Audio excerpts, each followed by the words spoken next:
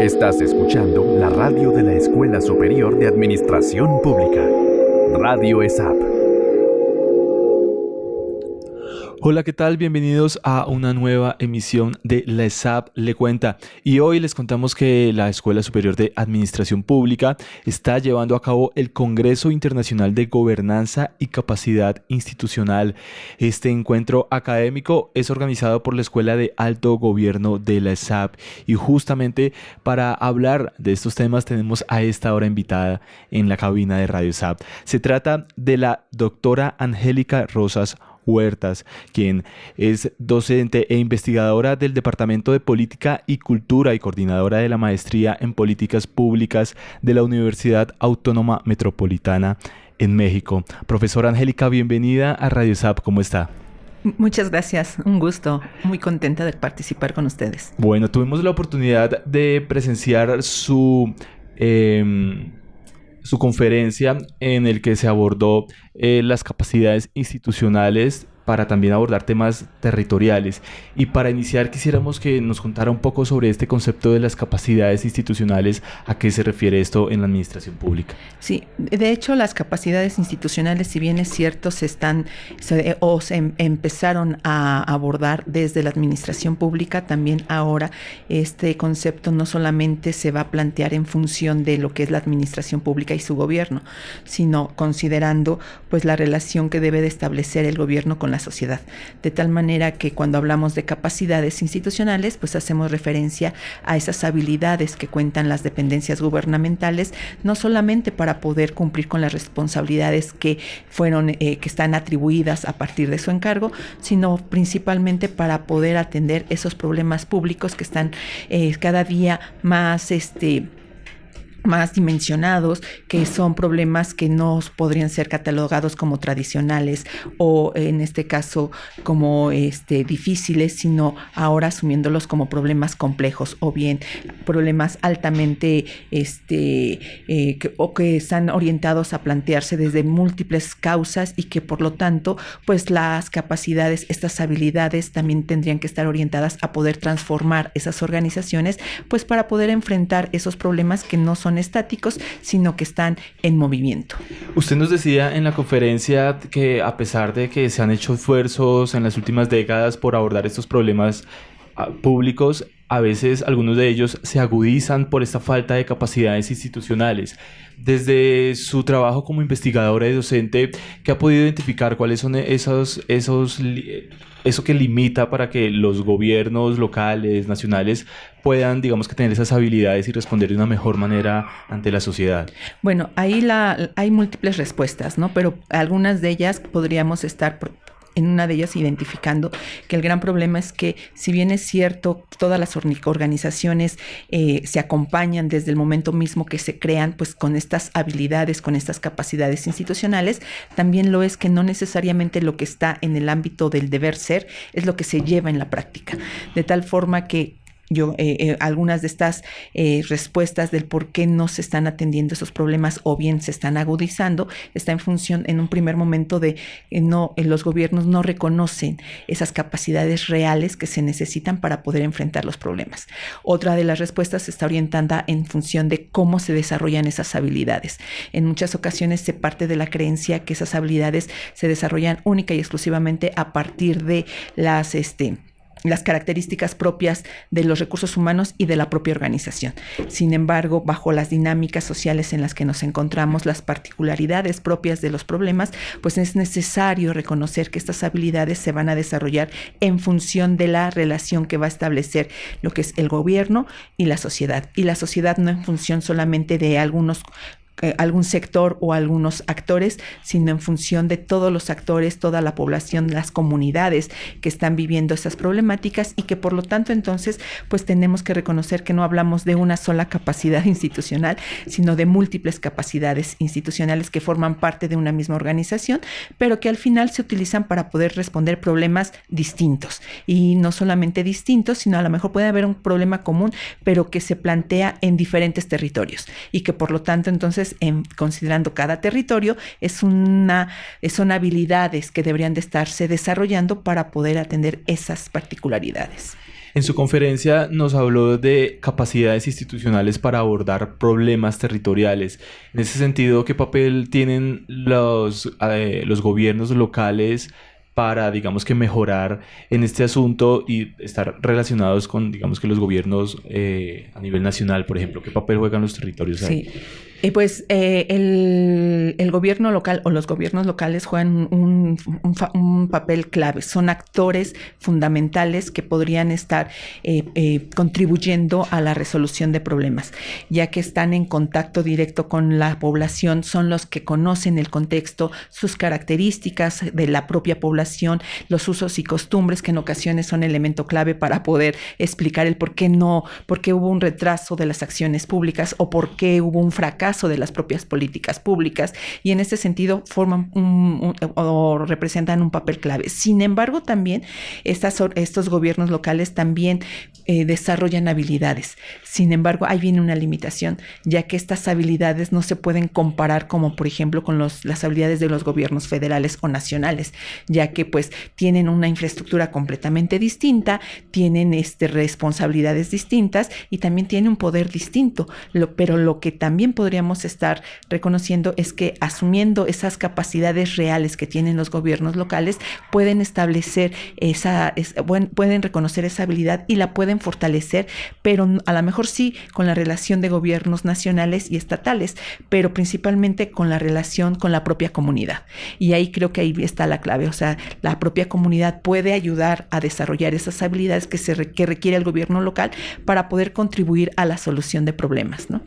Profesora Angélica, tuvimos la oportunidad de escuchar su conferencia gracias a este congreso internacional organizado por la Escuela de Alto Gobierno aquí en la ESAP.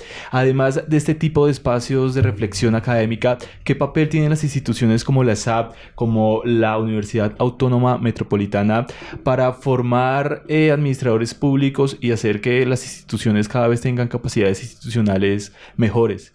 Pues ahí la academia y en este caso pues estas dos instituciones pues forman parte de una estrategia que permite potencializar aquellos aprendizajes que son necesarios de fomentar en los alumnos y alumnas para poder enfrentar estos problemas, como por ejemplo que, o sea, no ahorita pues estos modelos burocráticos lineales pues no son los idóneos para poder atender este tipo de problemas, o bien el conocer las metodologías tradicionales como por ejemplo el marco lógico o la metodología en cascada, que permite definir problemas públicos y en función de esa definición identificar una alternativa de solución y por lo tanto un diseño de proyecto o de programa, pues bajo las características de estos problemas complejos, pues estas metodologías tradicionales no son tan pertinentes bajo la dinámica que estoy planteando. Sin embargo, pues las universidades o los programas de pregrado y posgrado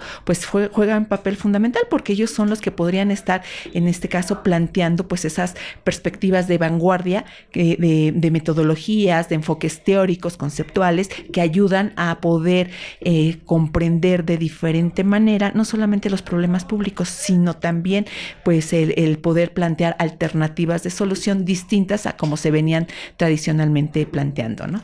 En su trabajo de investigación, ¿ha podido de pronto identificar en México, en Colombia o en otro país de América Latina casos de éxito en donde los gobiernos territoriales o a nivel nacional estén fortaleciendo sus capacidades institucionales para responder de una mejor manera a las problemáticas de la sociedad?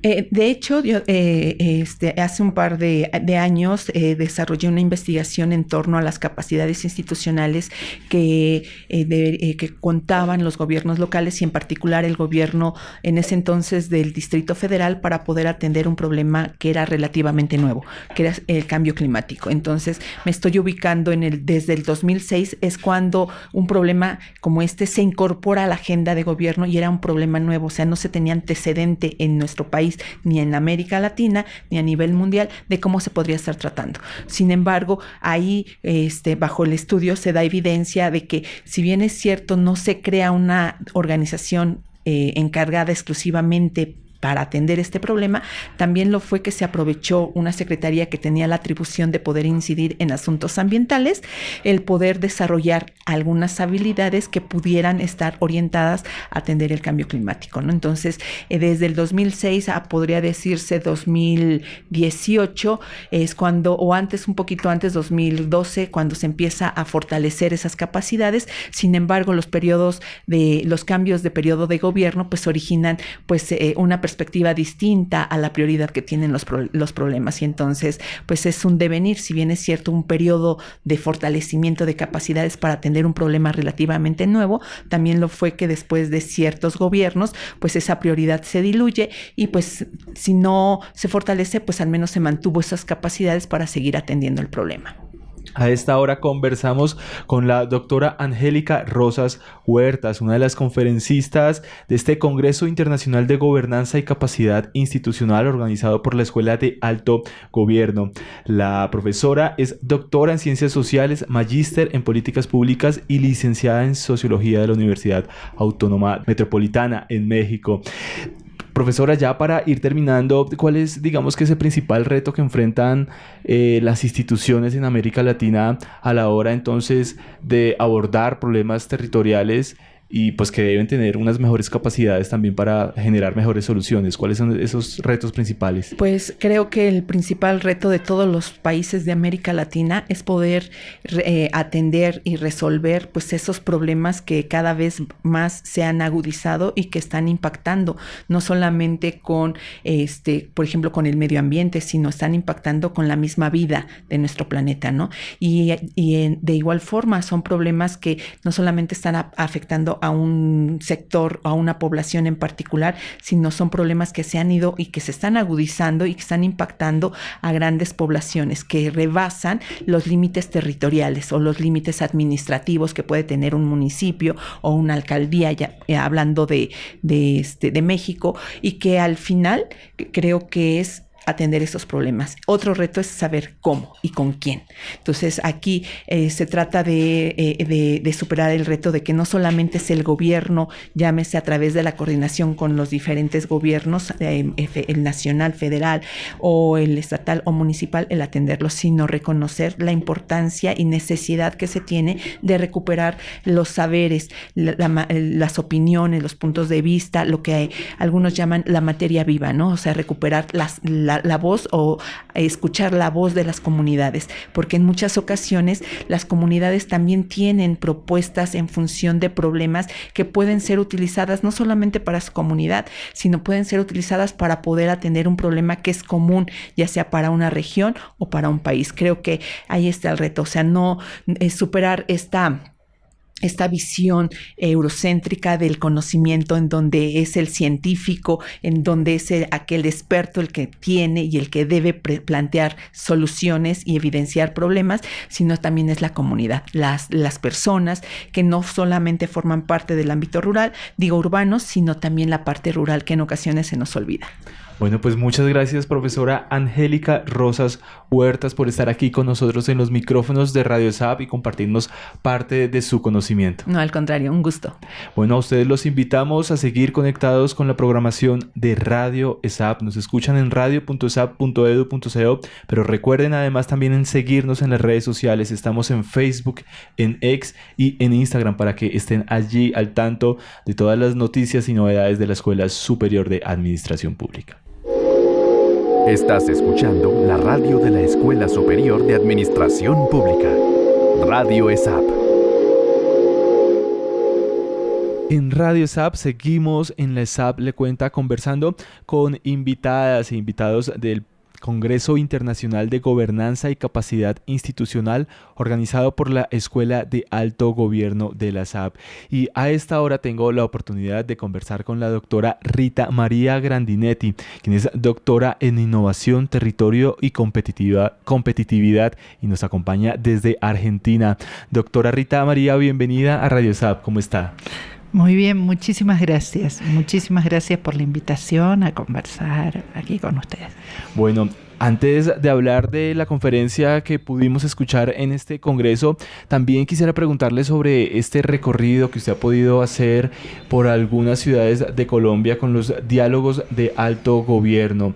¿Cómo le ha parecido esta experiencia de conocer las ciudades, pero también conocer un poco a quienes están allí haciendo este papel de liderar el alto gobierno en los territorios de Colombia? A mí me parece, y ayer lo conversábamos, ayer por ejemplo estuve en Cali, que es tremendamente valioso y tremendamente necesario, por eso es valioso, ¿no? Porque hay cantidad de temas que tienen una diversidad en lo territorial muy fuerte y entonces manejarlos tipo tablero de comando desde el nivel central impide que se conozcan las necesidades específicas, las características específicas e impiden que las políticas públicas sean efectivas ahí en el territorio, que es donde tienen que ser en definitiva. Entonces me parece que esta iniciativa de SAP tiene un valor muy grande. Ayer, por ejemplo, estuvimos trabajando sobre los espacios de innovación pública. Yo dirijo un laboratorio de innovación pública en Argentina. Y claramente había muchas expectativas y la gente del territorio, de la región, una zona amplia, venían trayendo experiencias valiosas que venían haciendo en algunas innovaciones que pueden ser capitalizadas y a su vez mostraban dudas o inquietudes por conocer más, por conocer otras experiencias. Así que creo que reúnen un valor fuerte este tipo de diálogos. Bueno, y hemos tenido entonces la oportunidad de conocer sus conocimientos y reflexiones sobre gobernanza y capacidad institucional. Y quisiera preguntarle justamente sobre este concepto que a veces puede un poco confundirse con lo que se conoce como la gestión pública tradicional. Hoy en día, con el contexto actual, ¿cómo define la gobernanza? Bien, es un tema porque son conceptos gobernanza y capacidad, los dos tienen cantidad de posibilidades. Sin embargo, creo que la gobernanza difiere claramente de la gestión tradicional. El modelo de administración tradicional es un modelo, por empezar, puertas adentro. Los organismos tienen definidos sus campos de competencia que empiezan y terminan donde empieza y termina la norma y son responsables de llevar adelante por sí mismos determinadas políticas, determinadas acciones.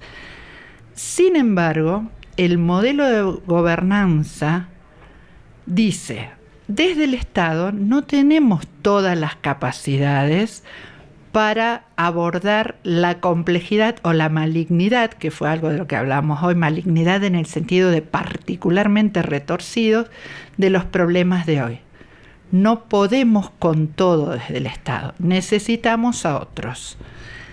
Y ahí es donde aparece el concepto de gobernanza, es cómo producimos políticas con otros para tener más capacidades. Y ahí es el Estado se transforma de ser un administrador de alguna manera, un gestor de políticas, en ser un líder. ¿Sí? La idea de gobernanza tiene que ver con el liderazgo del Estado en relación con otros actores, actores sociales, actores privados, actores de ciencia y técnica, ciudadanos, organizaciones de base, un liderazgo para llevar adelante políticas donde los distintos actores aportan en la definición previa, en la gestión, en la evaluación, ¿sí? En distintos momentos de la política. Entonces, son no solo dos nociones distintas, sino que son dos maneras de entender el Estado distintas. Y es muy difícil hacer el pasaje de uno a otro, y creo que tampoco es necesario en todos los campos del Estado. Digo, hay algunos campos, tramitaciones, por ejemplo, y demás, que uno las puede seguir manejando con esquemas más neoweberianos, digamos, más vinculados al modelo tradicional, pero la gran mayoría de políticas hoy tienen niveles de complejidad muy grandes y de actores diversos insertos para las cuales el Estado necesita sumar otras capacidades. Y con esto cierro, para no hacerla tan larga, cuando decimos capacidades, estamos diciendo posibilidad de llevar adelante aquello que definimos como una meta. Digo, en el Estado, la idea de capacidad no es una idea de solo disponer de bienes y servicios, de determinados bienes por parte del Estado, que es una noción tradicional también de las capacidades. Las capacidades hasta los 60, 70 se entendían como disponer de recursos. Un Estado más capaz es aquel que tiene mayor recursos económicos, mejores recursos humanos, mejores recursos tecnológicos, por ejemplo. Estoy simplificando, pero era posesión de recursos. Esa noción sirve para un Estado administrador tradicional, porque con mejores recursos puede hacer las cosas simples o el tipo de políticas. Estoy simplificando. En cambio, para un Estado de tipo relacional, un Estado que se propone esa gobernanza que decíamos recién con otros para llevar adelante las políticas, eso solo no basta, porque necesita sumar otras capacidades. Capacidades de negociación, capacidades de prospectiva para ver el futuro, capacidades de construcción de acuerdos, de identificación de problemáticas. Entonces, la noción de capacidad se amplía y hoy, para entender capacidades en el Estado, decimos, es capaz aquel Estado que puede definir metas y llevarlas a cabo, como se lo propone. Esa sería la noción. Involucra distintas dimensiones, no lo vamos a ver, pero es más amplio que meramente disponer. Puedo disponer de cantidad de recursos y hacer las cosas muy mal. Teniendo en cuenta que este concepto de gobernanza dista de lo que es la gestión pública tradicional, hoy en día en América Latina hay algún estado, algún territorio en los que, digamos que la gestión pública esté basada en este concepto de gobernanza como nos describe actualmente, porque a veces siento que se puede confundir o que se confunde fácilmente este concepto. Actualmente hay algún estado que sí, digamos que esté trabajando bajo este concepto de gobernanza. Yo creo, y ayer lo hablábamos en Cali, de hecho una de las chicas que preguntó planteó la experiencia de ella misma a partir de su gestión. Creo que la gran mayoría de los estados conviven ambas formas, con alguna más. Por ejemplo, formas más vinculadas a la nueva gestión pública, que es otro modelo de gestión que dista del tradicional y dista de la gobernanza. Pero conviven estas formas. ¿Qué pasa? Y digo, por ejemplo, podemos pensar en los lugares donde están, para llevarlo a casos concretos aquí de Colombia, las áreas metropolitanas involucran esquemas de gobernanza, porque no es solo el Estado jerárquico, el Estado con otros niveles del Estado, intervienen algunos privados. Digo, las regiones, cuando trabajamos en regiones, digo, ese estilo de gestión responde, o para funcionar bien, requiere sin duda modelos de gobernanza. Y en la mayoría, cuando uno pone a averiguar, aparecen modelos de gobernanza. Hoy yo estaba planteando un estudio que hicimos nosotros de los países de Cono Sur de América, Argentina, Chile, Uruguay y Brasil, sobre la gobernanza de la digitalización estatal de cada uno de estos países. Y de alguna manera todos tienen un modelo de gobernanza, más allá de que lo llamen gobernanza o no, y más allá de que algunos funcionen mejor que otros. Pero cuando tomamos estos temas que tienen una gran complejidad, necesariamente aparece algún esquema de gobernanza asociada, porque necesariamente tengo que trabajar con otros, porque necesariamente hay que generar normativa nueva para que eso se dé, porque necesariamente hay que diseñar organismos distintos que sean capaces de llevar adelante esa gobernanza, y esto en mayor o menor medida lo vimos en todos los países. Todos de alguna manera tienen armado un modelo de gobernanza para trabajar en los distintos niveles del Estado. Doctora Rita, ¿cuáles entonces serían esos otros retos que tienen los estados para implementar y seguir implementando modelos de gobernanza? ¿Cuáles son esos desafíos que de pronto no lo permiten? Hoy algo hablábamos a la mañana. Creo que un primer reto es revisar las estructuras del Estado hacia modelos mucho más integrales. Las estructuras de los organismos y las vinculaciones que tienen entre ellos. Seguimos teniendo una estructura del Estado muy sectorizada, ahí sí que en general responde muy claramente al modelo tradicional.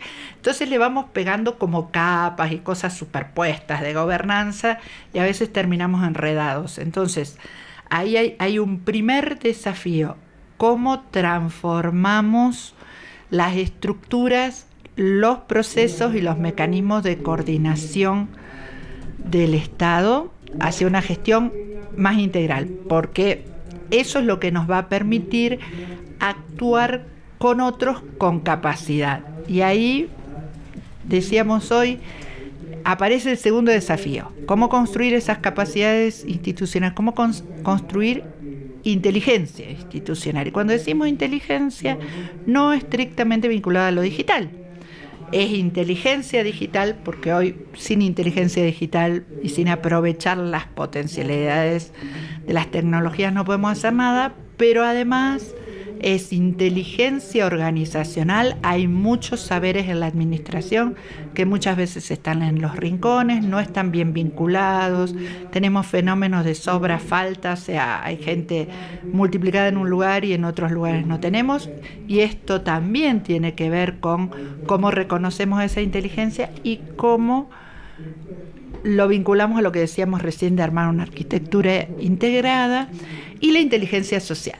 ¿Cómo sumamos a esta inteligencia, a este saber pensar que necesita tener el Estado, saber hacer, saber compartir? ¿Cómo sumamos inteligencia social?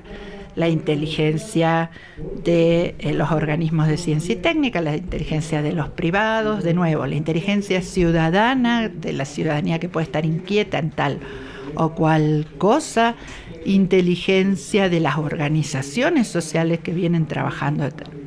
Ahí es un segundo punto clave, creo, para esto. Y el último que yo pondría, como podríamos charlar días y armar un seminario, pero un tercer punto importante me parece claramente tiene que ver con construir habilidades en las agentes y los agentes públicos en la alta dirección, pero no solo en la alta dirección, hacia una administración pública transformativa. El modelo tradicional de administración, porque acá hay un cambio cultural de fondo que necesitamos. El modelo tradicional es: yo cumplo mis objetivos, las metas que me propusieron, llevo adelante las tareas y demás. Un modelo de gobernanza requiere capacidades, habilidades en los agentes para negociar, requiere habilidades para leer el contexto, para generar acuerdos, para hacer prospectiva, para hacer análisis de entorno, y ese tipo de capacidades no siempre están presentes en los distintos niveles de administración, porque la gobernanza es eso. Si el gobierno no toma el liderazgo, los otros actores, y no tiene capacidades para negociar, marcar pactos, construir acuerdos y demás, los otros actores se los llevan puesto. Hacia allá iba mi pregunta, porque justamente pensaba que para superar estos retos, pues nos queda un poco la esperanza en estos nuevos líderes, administradores públicos que más adelante van a ocupar los cargos y van a tener que tomar decisiones. Mi pregunta final era entonces, ¿qué habilidades deben tener o deberían tener los futuros administradores públicos, líderes que llegarán a los estados a tomar decisiones? ¿Cuáles son esas habilidades, esos conocimientos que de pronto quienes nos estén escuchando, los estudiantes, pues y estén interesados en poder profundizar sobre gobernanza y capacidades institucionales, pues deberían desde ya ir fortaleciendo? Bueno, sin duda es por donde andábamos, ¿no? Estoy convencida de eso.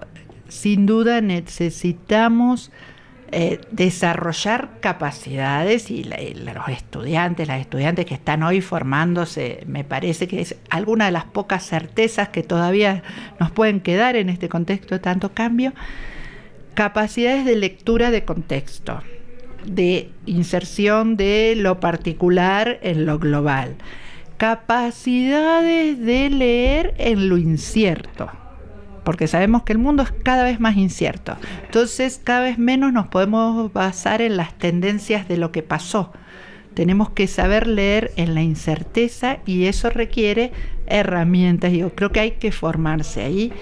Capacidad de ser prospectiva, que es lo que decíamos antes. Ahí hay todo un paquete de capacidades vinculadas a leer dónde nos movemos.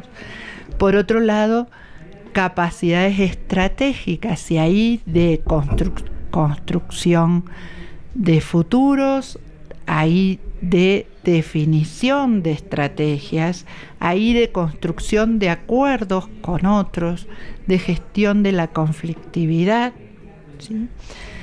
Y mirada estratégica, capacidades de mirada estratégica también alejada de las de planificación tradicional, que nos permitan tener un norte, ir avanzando e ir modificando rumbos cuando sea necesario sin perderlo. Y la última, que creo que sin duda, capacidad de innovación, formarse para la innovación, porque si hay algo que hoy es sin duda absolutamente necesario para poder hacer estos pasajes de los que venimos hablando todo el tiempo, es incorporar la perspectiva, las metodologías y las acciones de innovación, no como algo que se da alguna vez, sino necesitamos, para poder ejercer una gobernanza efectiva, ser capaces de innovar todo el tiempo, porque el contexto cambia todo el tiempo. Entonces, si nos quedamos anclados en un lugar, rápidamente perdimos de vista las necesidades de la ciudadanía. Necesitamos tener una mirada de innovación, que va de la mano con estas otras capacidades que yo te decía recién. Es como un convito por ahí, no digo que sean las únicas, pero digo que estas son críticas. Es la doctora Rita María Grandinetti, doctora en Innovación, Territorio y Competitividad de la Universidad Politécnica de Valencia. Es además magíster en Ciencias Sociales por la Facultad Latinoamericana de Ciencias Sociales y licenciada en Ciencia Política con orientación en Administración Pública de la Universidad Nacional de Rosario en Argentina, y es una de las conferencistas de este Congreso Internacional de Gobernanza y Capacidad Institucional organizado por la Escuela de Alto Gobierno. Doctora, muchas gracias por estar aquí en Radio SAB y compartirnos parte de este conocimiento y reflexiones sobre este tema tan relevante para la administración pública. No, muchísimas gracias a ustedes por invitarme, y nomás una cosita, invitarlos a todas las estudiantes, los estudiantes. Yo les decía que dirijo un laboratorio de innovación pública, que está en una universidad, así que si les interesa el tema, el laboratorio se llama Polilab UNR. Lo buscan así en las redes, en la web, donde lo quieran buscar, y ahí van a ver los trabajos que hacemos vinculados a estos temas. Polilab UNR, porque es un laboratorio de la universidad para innovación en políticas públicas. Así que los invitamos a que pasen por allí y nos encuentren y nos contacten. Claro que sí, pues muchas gracias nuevamente entonces por estar aquí con nosotros. A quienes nos escucharon también les agradecemos. Nos encontramos en una próxima oportunidad con más información y noticias y novedades aquí en la SAB Le Cuenta de Radio SAB. Estás escuchando la radio de la Escuela Superior de Administración Pública, Radio ESAP.